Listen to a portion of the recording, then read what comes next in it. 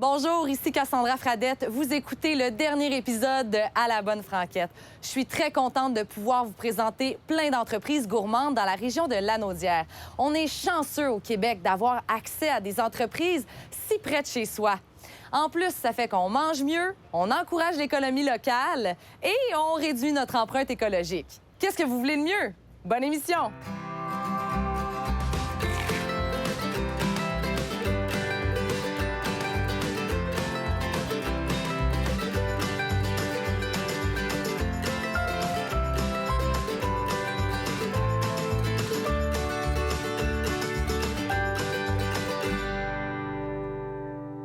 Aujourd'hui, à l'émission, on rencontre le propriétaire de la fameuse microbrasserie Maltstrom. Ensuite, on plonge dans l'univers océanique chez Simone, le restaurant de quartier à Joliette. Mais tout d'abord, moi, j'ai la dent sucrée. Allons vers Miel Moran. Miel Moran est une entreprise familiale qui existe depuis 50 ans. Le propriétaire a acquis le respect de ses clients pour la qualité du miel qu'il a su offrir tout au long de ses années. Il a même remporté le prix Aliments Québec 2019 pour son miel. Ils font même du vin de miel qui s'appelle de l'hydromel. On est autour d'un feu à la bonne franquette avec le propriétaire Serge Moran. Salut Serge. Allô, allô. Parle-moi un petit peu de ta passion pour le miel. Bien, nous autres, on est des producteurs de miel. On demeure à Saint-Thomas. On gère environ 400 ruches. Puis on se spécialise dans la transformation de fins produits gourmets à base de miel. Et ça a parti comment, tout ça? Ça vient de mes parents, plutôt ma mère, qui a voulu, à un moment donné, essayer l'apiculture. A fait une demande à mon père, j'aimerais ça avoir des ruches. Puis c'est là que j'ai appris l'apiculture. Et c'est comment, en tant qu'enfant, grandir dans cet environnement? Il faudrait en parler à Timothée. Ah, oui, votre fils? Non, c'était honnêtement, c'était moyen. Moyen. Comment ça? Ben, quand on est jeune, j'ai pas à l'âge de 10 ans, 12 ans, puis là, mon père, il me disait, bon, ben, viens-t'en, on s'en va dans les abeilles. Faut pas que t'aies peur trop, Ça hein? me tentait plus ou moins, mettons, là. Ouais, Puis ouais. bon, tranquillement, ça s'est... Timothée, il est comment par rapport à toi quand t'étais jeune? Moyen. Moyen aussi. Donc, c'est pas passionnant au départ. C'est là. ça, C'est un ben, goût qui se développe. C'est de l'apiculture, hein? On Oui. est avec les abeilles. Pas juste Timothée, il y a Angéline, il y a Félix, la petite dernière. Je pense qu'ils vont être bien volontaires à venir dans les ruches. C'est quoi, toi, ton produit coup de cœur? Ouais, l'hydromel, Ça serait le coup de ben, cœur? je sais pas si c'est parce que c'est de la boisson, là. Ça tombe de même. Mais justement, là, parle-moi un petit peu de l'hydromel. Ouais. J'ai jamais entendu parler C'est d'un vrai. vin fait à partir du vrai. miel. Donc, je pense que ça vaut la peine qu'on en parle. Ça, c'est incroyable parce que l'hydromel, c'est la ou une des plus vieilles boissons au monde. Là. En plus? Oui. Cléopâtre, là, tout ça avait bien du fun, apparemment, avec l'hydromel. Nous autres, on en a 3. Puis c'est vrai, chaque hein? hydromel, on les explique si les noms, c'est quoi. Ouais, est-ce que tu veux goûter? Bien, certainement, ça me fait Bon, le plaisir. vol nuptial, c'est notre premier. C'est le plus doux. Moi, personnellement, je le prends souvent En apéro, j'imagine? Ou... apéro, digestif, après-midi, OK. mais avec une glace. Avec une glace. Ouais. Ben, dans mon cas, OK. C'est un bon vin. ben, je vais t'accompagner. OK, parfait. C'est quoi les notes au goût, les notes de saveur? Oui, c'est sûr que... Santé? Oui, santé. C'est un vin de miel. Alors, c'est une fermentation de l'eau, du miel, il y a des levures, OK. puis ça reste sucré. On dirait quasiment qu'on croque dans les alvéoles fraîches. Très bon. On va passer au prochain. C'est notre dernier. OK. C'est un hydromel, mais c'est un fortifié. Oh! C'est-à-dire qu'on a 20 d'alcool, ça remplace un porto. OK? Santé, merci. Cheers. Hey, bienvenue. Ah oui, il est très, très savoureux, hein? C'est ça. Très Puis il y a- goûteux, il y a long en bouche. L'alcool aussi qu'on Ouais. on goûte. Puis... Là, en terminant, peut-être que bientôt, on va les retrouver à la SAC. Ouais. Je vous le souhaite, en tout cas. Oui, bien, notre demande présentement, c'est pour la cour royale. OK. C'est le fortifié. C'est celui-là qu'on travaille à rentrer dans la machine SAQ, là. Bien, merci énormément, Serge. C'était un plaisir. C'est une très belle découverte.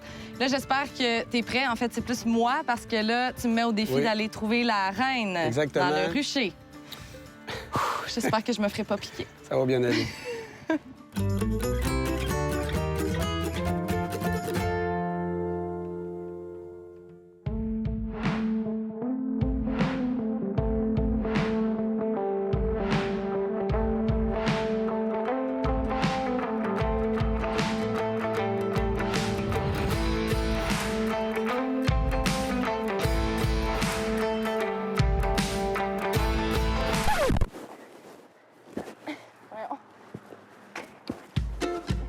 Cassandra, tu veux-tu mettre un peu de fumée pour qu'on rouvre la ruche? Oui.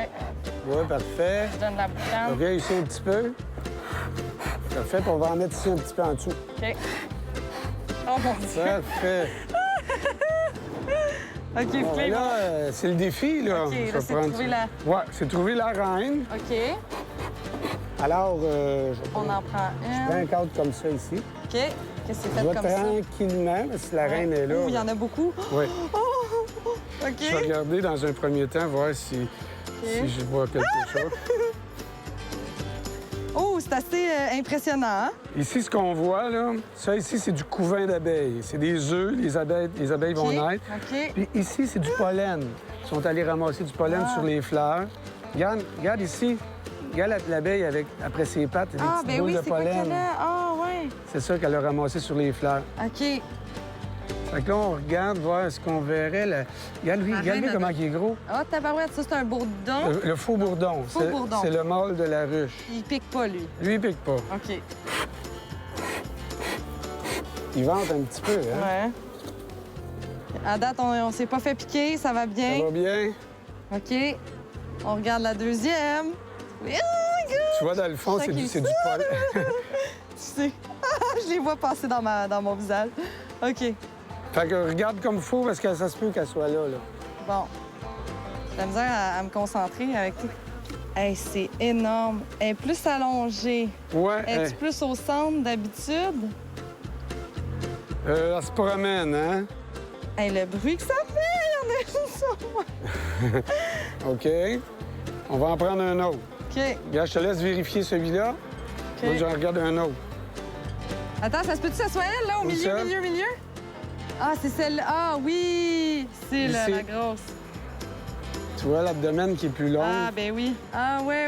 Ça. Ah, elle est Eh belle! bien, Défi relevé. Merci relevé. énormément, Serge. Elle c'est- était dure à trouver, mais on l'a eu. exact. J'ai pas encore de piqûre. On a trouvé la reine et je me suis pas fait piquer. Non, c'est correct. On s'en va maintenant à la microbrasserie Maltstrom. La microbrasserie artisanale Maltstrom était au départ la plus petite microbrasserie jamais installée au Québec. Fondée en 2016, Maltstrom vous propose des bières haut de gamme, authentiques, créatives et intensément savoureuses. Leur spécialité, c'est leur bière lager non traditionnelle et conditionnée en canette. Ils sont tellement innovateurs qu'ils font vieillir leur bière dans des barriques de chêne.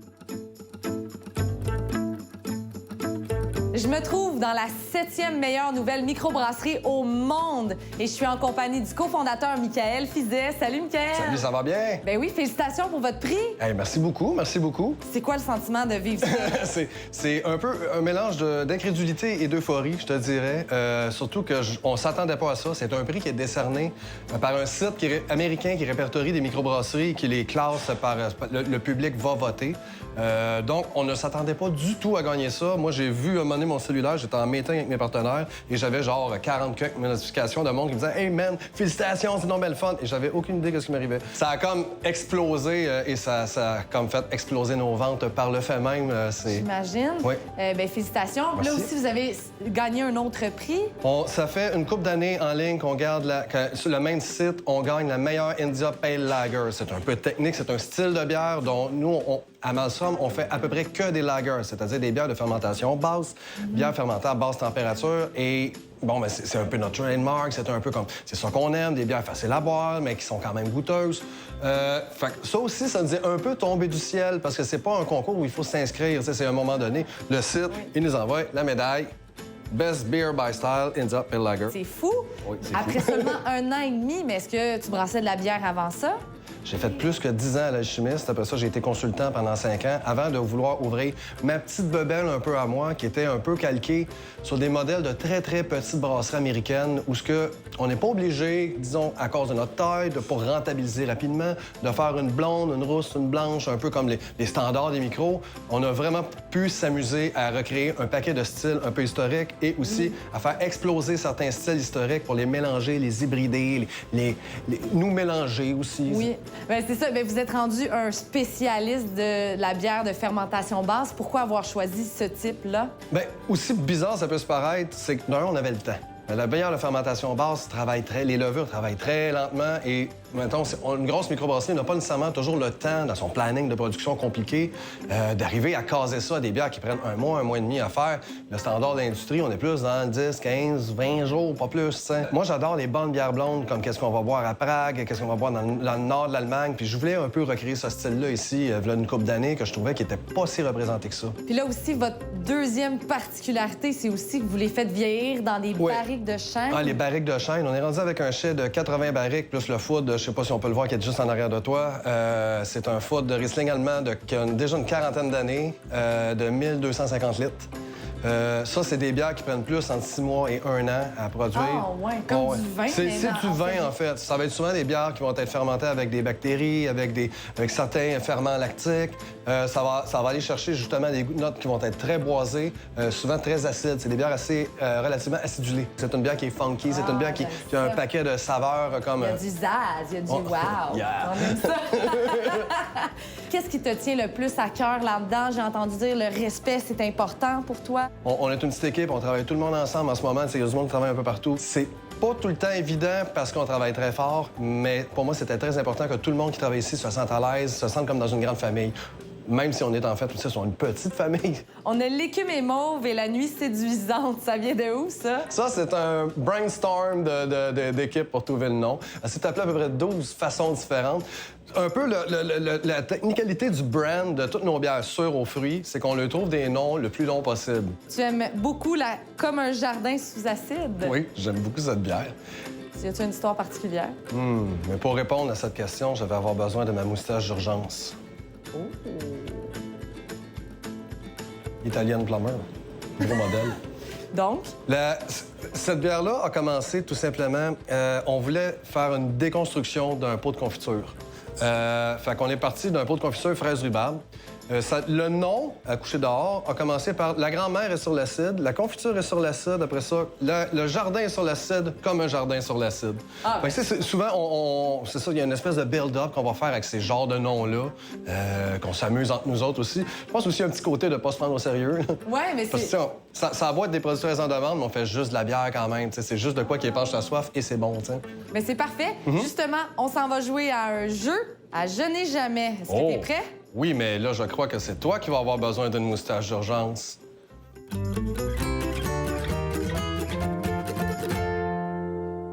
On va jouer à Je n'ai jamais avec Michael et on va lui dire des choses et s'il l'a fait, il boit. Êtes-vous prêts? On va se ramasser chaud, hein? C'est ça le but. OK. Je n'ai jamais brassé de la bière. Ça part. Ma moustache tient pas bien. Ton tour. OK. Je n'ai jamais fait d'entrevue avec une fausse moustache qui décolle.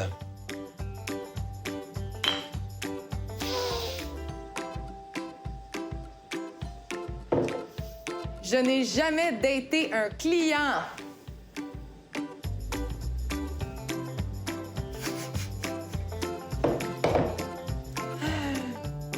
Je n'ai jamais ramené un client chez lui parce qu'il était chaud.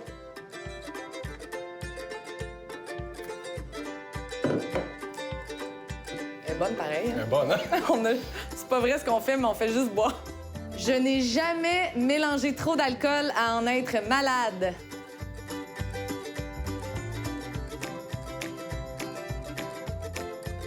Je n'ai jamais bu une caisse de 24 à moi toute seule.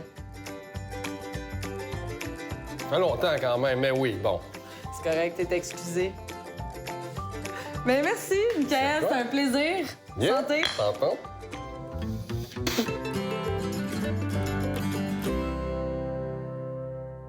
Si vous aussi, vous voulez goûter à leur bière funky, eh bien, ils ont plus de 200 points de vente à travers des épiceries et des détaillants spécialisés.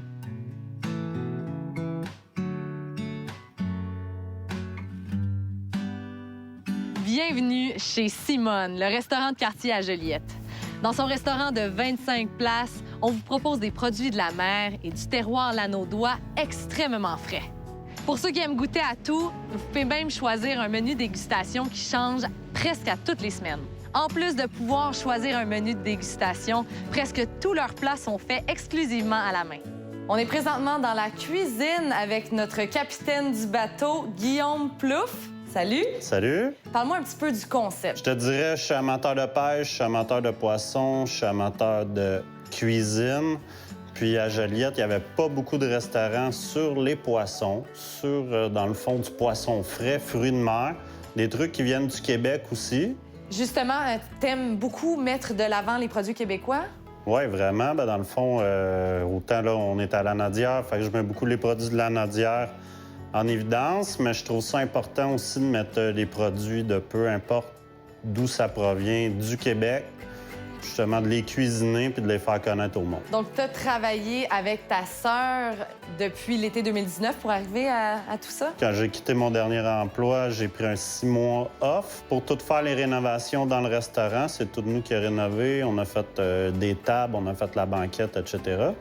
Puis on a ouvert à l'été 2019. Parle-moi un petit peu de ta relation avec ta sœur dans tout ça. Elle, à la base, elle n'avait pas d'expérience en restauration. Moi, j'ai quand même un gros background de restauration. Puis ma sœur s'occupe un petit peu plus paperasse puis tout ça. C'est quoi le genre de plat là, que tu vas nous préparer? Aujourd'hui, je vais vous faire un magret de canard de chez Rougier. Fait que c'est super le fun. Puis avec ça, on va avoir un yogourt de la ferme La Vallée Verte. On fait un babeur avec. Oh! Et voilà. Ça a l'air délicieux. J'ai bien hâte de goûter à ça tantôt.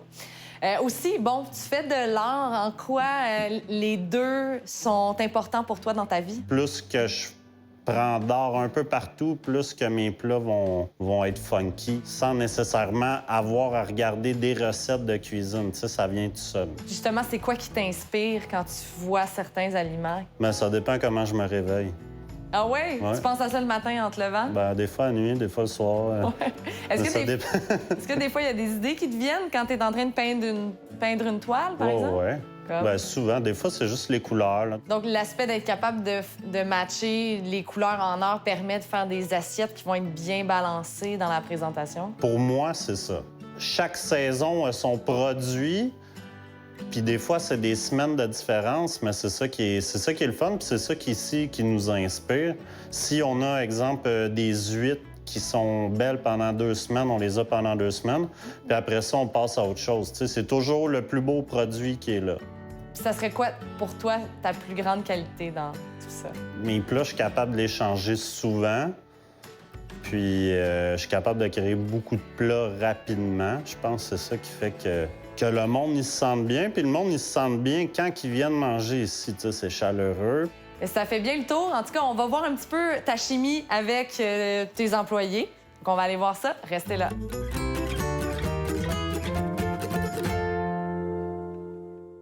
Guillaume, Laurence, vous travaillez beaucoup en cuisine ensemble et je voulais savoir si vous vous connaissez bien. On fait le petit jeu de mariés, mais pour les cuisiniers. Qui aime le plus les fruits de mer? Qui est le plus extraverti? Qui passe le plus de temps à manger? Qui est le plus maladroit? Qui est le plus sévère envers lui-même? Oh, j'aime ça, Laurence. Qui est le meilleur pour ouvrir des huîtres? Qui est le plus ponctuel? Personne! Qui binge le plus des émissions Netflix? Oh! Qui mange le moins bien en dehors du resto? Oh! Qui fait le plus le ménage? Qui s'habille le mieux? Oh! J'aime ça. Qui fait le plus d'erreurs? On n'en fait jamais. Personne! Oh! Oh, oh! Merci, la gang, c'était vraiment cool. Merci. Notre parcours est officiellement terminé et ce qui en est ressorti, c'est la qualité des produits offerts et la fidélité de la clientèle. L'expression « y goûter, c'est l'adopter » fait maintenant tout son sens parce que même moi, ça a changé ma façon de consommer.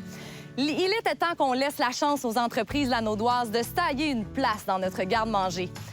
Merci à tous d'avoir été là. Merci de m'avoir accompagné. Et on se revoit bientôt pour un autre tour de la Naudière à la Bonne Franquette.